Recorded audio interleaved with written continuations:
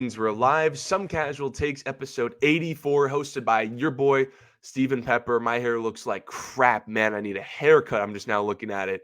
Here to casually talk sports. This episode is brought to you by no one. As you can tell, I'm back in my room at home. I'm on winter break, ready to give you guys some good episodes. We got some quality topics to talk about of last week or on Sunday in the NFL and some of the Saturday games. Cowboys, Bills. We're going to talk about Broncos, Lions.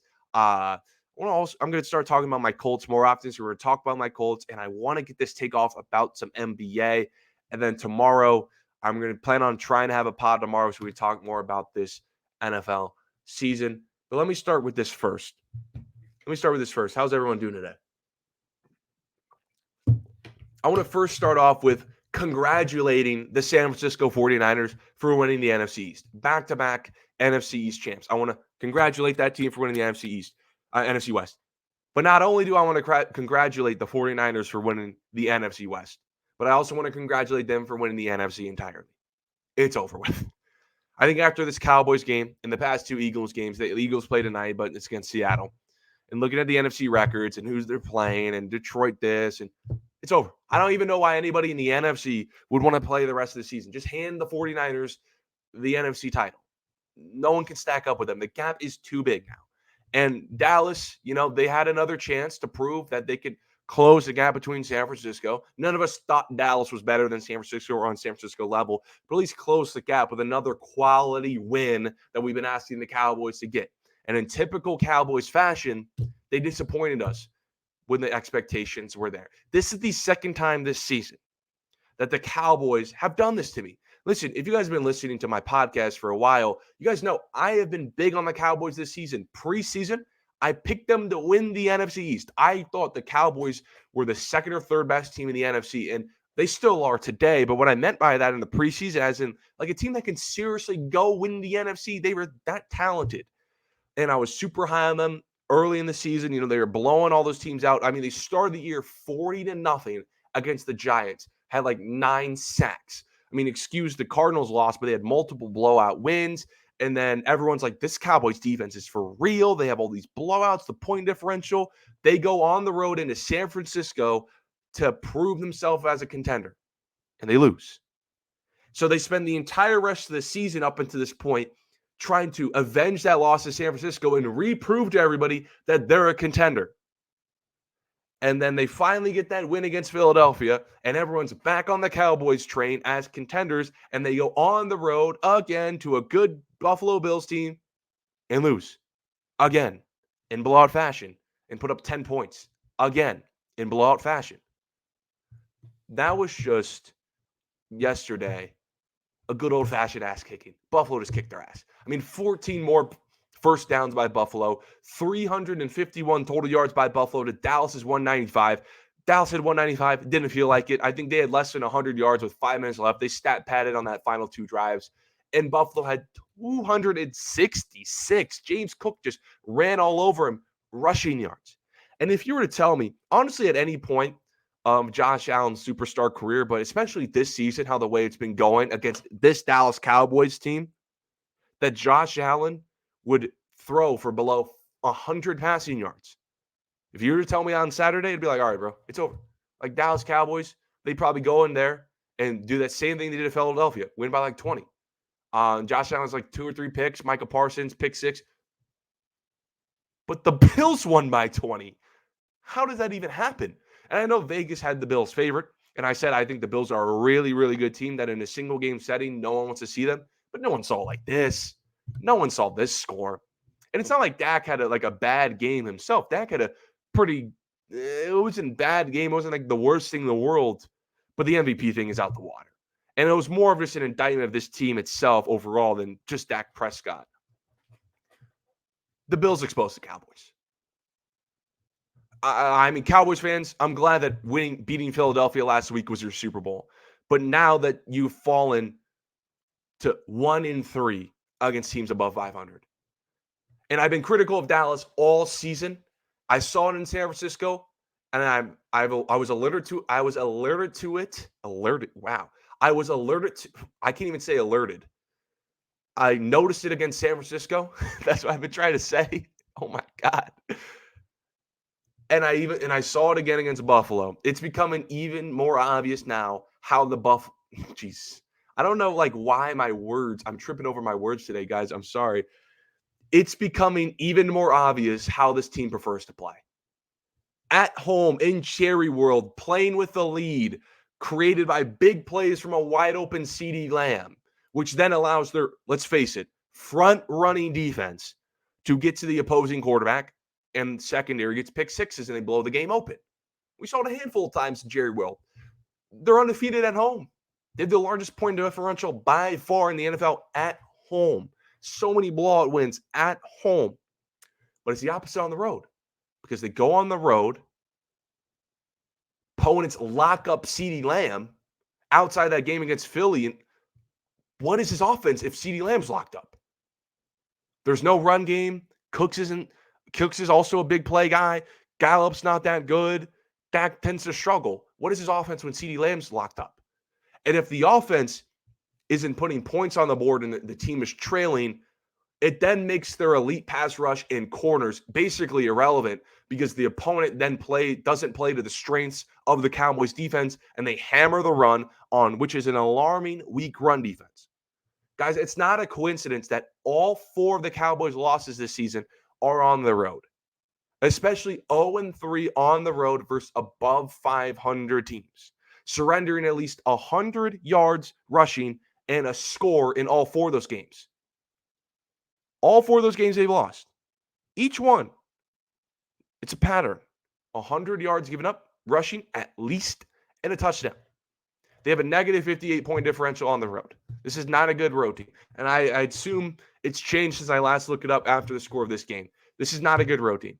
This is an issue, though, because the Cowboys today are the 5th seed. This loss hurts. They're probably, due to the Eagles' schedule, they're probably not going to win the NFC East. So they're going to have to be the 5th seed. And the 5th seed will have to play on the road 3 times in a row in order to get to the Super Bowl. In Dallas, and they're going to play all teams above 500. In Dallas, has shown that they can't win those games. I can't trust you. I don't think they're contenders today.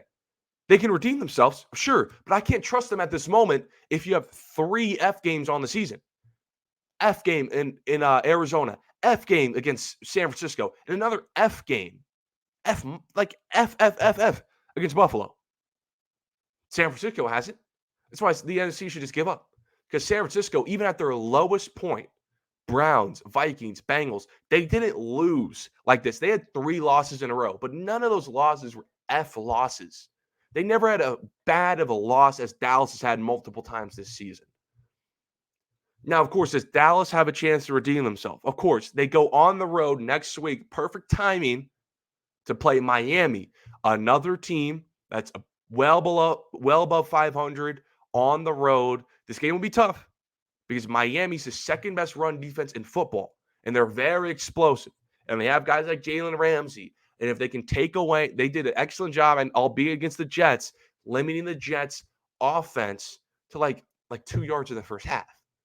And if Miami can take away CeeDee Lamb and run the ball with A-Chain and Mostert and create a lead, because we know they can, especially if Tyreek Hill is healthy, Dallas also loses that game. Dallas, I think they have the makings of a contender. I think they are a really good team. They have the makings to be a contender. I think they're very talented, but they need to prove to me that they can consistently. I get the Philly win was huge, but their momentum from the Philly win just completely gets erased after this. They can get some of it back after Miami, but to have another F performance like this again, I can't trust Dallas because they got their ass kicked for again. How many contenders can say they've gotten their ass kicked multiple times in a season? And it's obvious how their team plays. Offensively, it's a big play offense. I didn't realize how much of a CeeDee Lamb merchant this offense actually was. Dak MVP out the window. Because if CeeDee Lamb's gone, I know you take away your best wide receiver, typically your offense isn't the same. That goes for most teams. But especially with this team, they don't run the ball particularly well, and their wide receiver 2 or 3s aren't that good.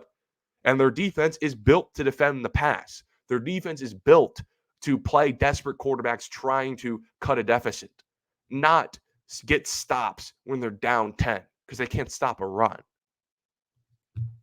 Can't trust Dallas. I've been very critical about this team. I've been trying to tell you guys they have a formula, and when the formula works, they look like one of the best teams in the NFL. But we were seeing when they go on the road, teams stop the formula, they struggle, and they can't win these games. Been trying to alert you guys all year. And it sucks, too, because, I mean, at the end of the day, I did pick the Cowboys to win this division. All right, let me talk about Broncos Lions. Let's talk about another team I try to alert you guys about. I got a lot of comments about this. I got a lot of hate. This is, I think, when I look at my recent, I'm actually addressing so many takes today that I said within the month of November that I tried to tell you guys, and I saw a lot of hate comments about not everyone deserves a podcast and this guy doesn't know ball. I got a couple of takes I want to get off about this today, but we're going to start with the Broncos first. So they lost to Detroit Lions in Detroit 42-17. Almost got 30 well. And like I said, I saw the comments. I saw you don't know what you're talking about. You're casual. I saw the Russell Wilson's back comments. I saw the defense wins championship comments. Teamwork makes a dream work. These corny comments, dude. I saw them. You guys did not like my Broncos take. The likes weren't that high, and the comments were high. I saw it. But like I said, dude, I was right. I was right about the Broncos. I was right. I saw you guys' comments. I was right about the Broncos. I never bought the Broncos winning streak. I get it. Listen, this team has clearly improved. They're not the same team that got 70 points hung on them in Miami. But I never once thought this team improved so much so that they're good enough to win 6 out of 7 games. I thought their winning streak was a product of a turnover insanity run. I mean, at one point in the season, guys, like they won 4 straight games. They forced 12 turnovers in 4 games. 3 turnovers a game in a 4-game stretch. Like against the Bills and the Vikings, back-to-back first possession turnovers?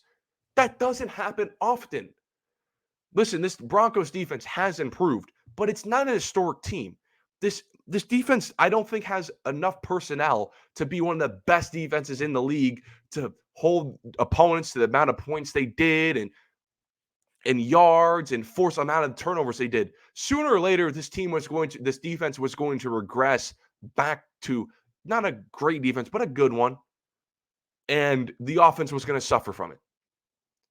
Because like I said, I came on here and said, the games that the defense doesn't force a turnover, the Broncos will lose because the offense just isn't that good. And we got two games to prove it. 0 turnovers forced against the Lions and surrendered 448 total yards. They lost the game by almost 30. And then they went at Houston, forced 0 turnovers, and lost. Every other game they've won by forcing turnovers. The offense just isn't that good. The offense needs the defense to force turnovers. Because let's face it, guys. Russ is a game manager. Nothing wrong being a game manager, but Russ is a game manager. He's been fine this year. I know the touchdown to interception ratio has been good. He's limiting the turnovers. He's better than when he was under Nathaniel Hackett. But this offense has been all dink and dunk, and they really only move the chains off an occasional big play by Cortland Sutton or Jerry Jeudy. I mean, their 2 best drives against the Lions. Their opening drive, they had a big play to Cortland Sutton. I think on their one of their touchdown drives, they had a big play to Jerry Jeudy. That's what the offense is. All dink and dunk, safe, 0 intermediate routes. And then the big throw up, just trust that Jerry Jeudy beats a guy down the field or Cortland Sutton turns into like Randy Moss. And when Russ, this is how you know Russ is a game manager. When Russ is actually asked to throw to victory and the defense isn't playing at a historic level, Russ can't get it done. He had 75 total yards when the game against the Lions was actually meaningful before they went down 21-0. They had 75 total yards of offense in the first half. And against Houston, when Russ was again asked to throw to victory, he had 3 interceptions. They won 6 of their last 8. 6 of their last 8. That's good. But both the games they lost, 0 turnovers forced.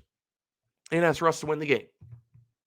Like I said, when they finally don't force a lot of turnovers, this team is going to lose games. The offense isn't good enough to win it on its own. They need the defense to force about 2 or 3 turnovers, put them in good field position, and really limit the score. Because this offense isn't good enough still, with a lot of the dink and dunk, not a lot of intermediate, not a lot of moving the change because they're still bad on third down. The offense is still really poor on third down. I mean, they were 1-6 in the first half when the game was meaningful against the Lions. And against Houston, again, another situation where they didn't force a single turnover and Russ is asked to throw to win. They were 0 for 11 on third down. I know why people were so anti. I'm not even talking about just the Broncos fans. Always Broncos fans are going to get on you. But a lot of people were on the Broncos trains who weren't Broncos fans. And I think it's because people don't want to be wrong.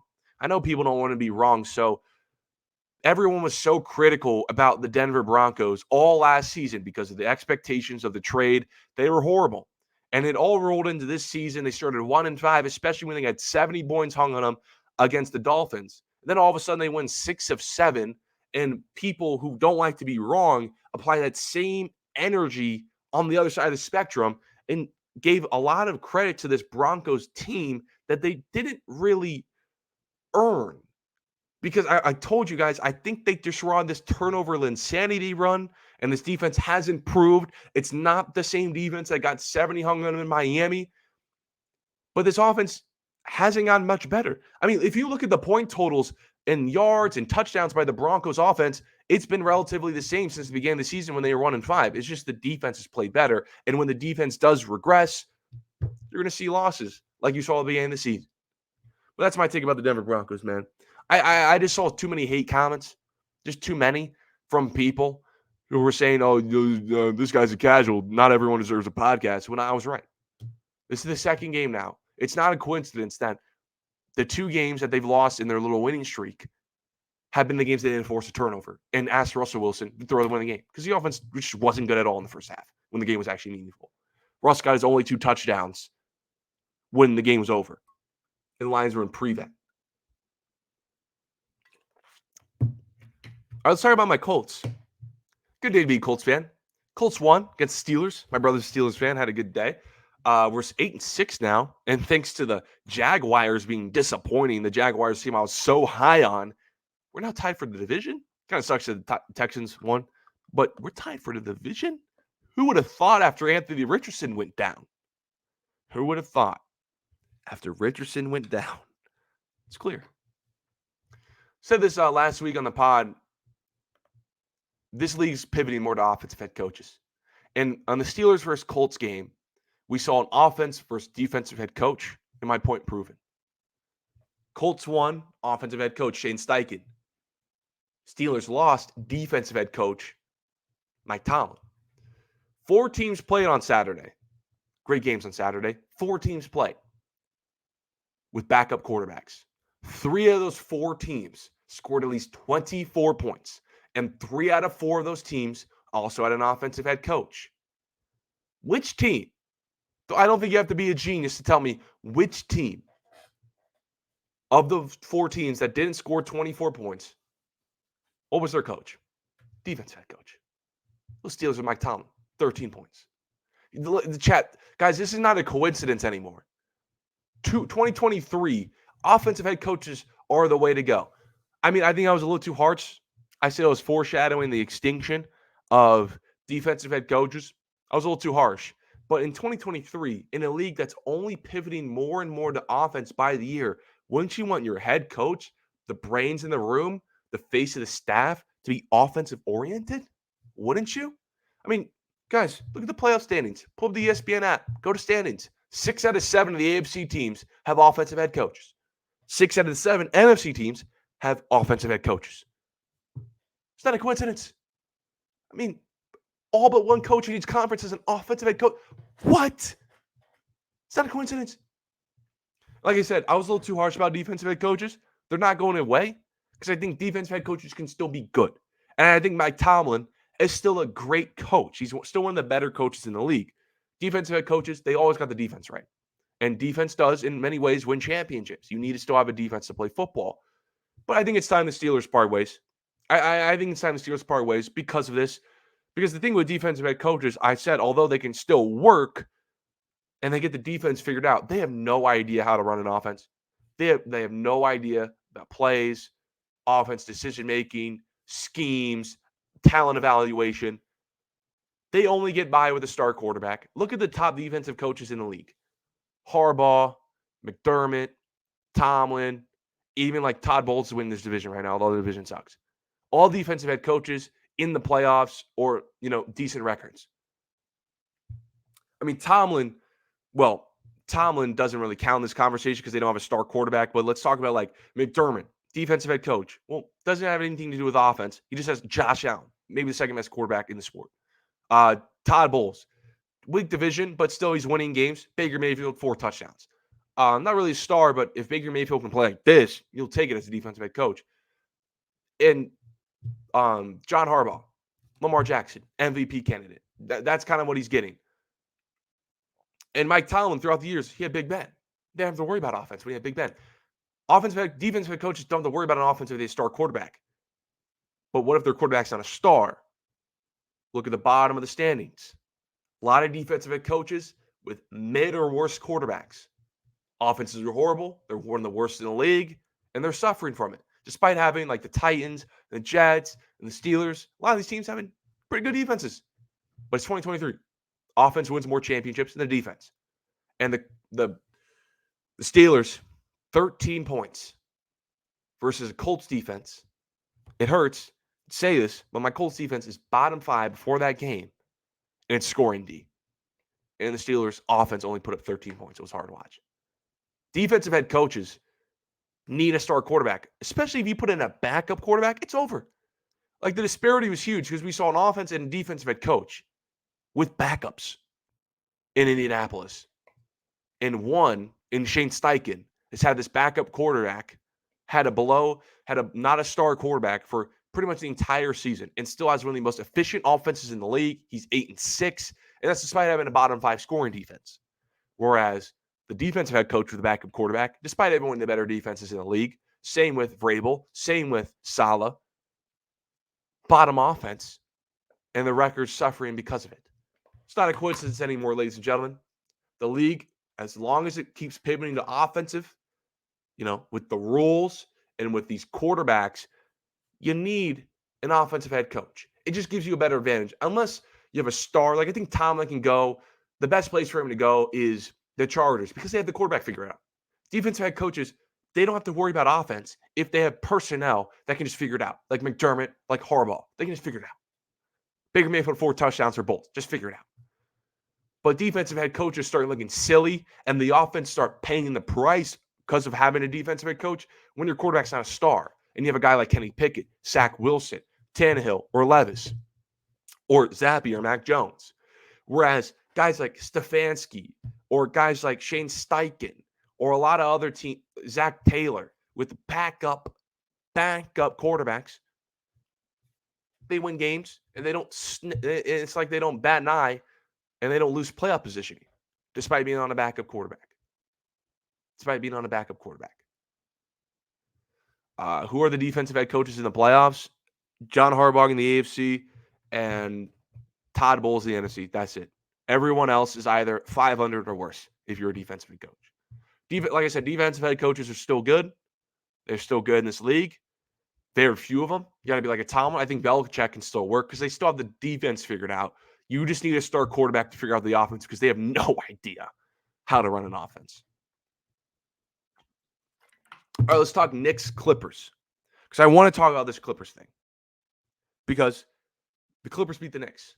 And you guys know I've been high on the James Harden trade. I was praising it, and I've stuck with it. And a lot of people are against it. I want to talk about this, though. The Clippers beat the Knicks on Saturday. And the Clippers then advanced to a 7-game winning streak, which is the longest active in the NBA. No one's talking about it. Huh. Why is no one talking about this? The Clippers are 12-3 since Harden's become the point guard. Crickets. I get that it's the NFL season and this isn't the Lakers or Steph Curry. It's the Clippers. So, you would think, so I kind of see why no one's talking about it. But I remember when this trade happened, everyone was super loud about this trade. I was told this trade was bad. It was one of the worst trades of the year. Clippers gave up, championship winning role players for a wash guy and a team killer, and the Clippers got worse. You guys were so loud telling me that this trade made the Clippers worse, and they traded for a team killer. And you guys were continue to be loud because after the trade, the Clippers lost their first 6 games and everyone was taking victory laps. But now you guys are quiet today. You guys just don't like James Harden. Listen, I'm not a big fan of Honey Buns. My friend's a Harden fan, always teasing about it. I don't like the whole trading thing. I don't like the demanding trade at like 4 teams in like 4 years. I'm not a big fan of Honey Buns. He dips in the playoffs sometimes. Not a huge fan. But I give credit where credit's due. And I told you guys that, I'll repeat it again, you could not convince me that Harden's production was going to be less significant than what Batum, Martin, Rocco, and company could have brought to this team. Now, I would have not been in favor of this trade if like more significant role players like Terrence Mann and Norman Powell were added to this deal. But guys like Batum and them, they're not averaging more than 5 points a game, and they barely play for the Clippers. And you're giving them up for a 20-10 guy? I'd do that in a heartbeat, and it's paying off. I don't understand why everyone was so against that trade. Like, everyone on the Clippers knew this team just needed time. All they needed was just time. Ty Lue said it. Paul George said it. Harden said it. All they needed was time. Listen, Harden, no training camp, no preseason, joining a team with all these mouths to feed. They just need time to adjust. And I suggested all he had to do really was just play more together, move Westbrook to the bench, and this team's going to be fine. And what Ty Lue do? Westbrook to the bench, 12 and 3 seconds. And Westbrook hasn't played more than 20 minutes in December, and they haven't lost a game. Russ is still a 5 player, but you could tell the ball just wasn't moving in their first 6 games with James Harden, with Westbrook in the starting lineup. It just wasn't enough basketballs, too much ISO. Russ Harden didn't know who was going to be the point guard, who wasn't. Too many turnovers. Russ had to go to the bench, run the bench unit. It just was better that way. And now the offense, we could tell, flowing a lot better. Harden against the Knicks on Saturday, 10 and 12. Offense is just flowing so much better. When Harden's the point guard, the offense is flowing so much better. He doesn't even need to score. The beauty of Harden, he doesn't even need to score on this team. You got Russ to give you double digits. You got Powell, Mann to give you double digits. They all did against the Knicks. Then you got Kawhi and Paul George to be your 2 main anchors, giving you 20-plus each. Harden just run the offense and contribute within 10 to 20 points when needed to. And he did that against the Knicks. In December, Harden's averaging 18 points, 10 assists on amazing efficiency, and the team's undefeated in that month. But I thought Harden was washed. I thought Harden was a bad player.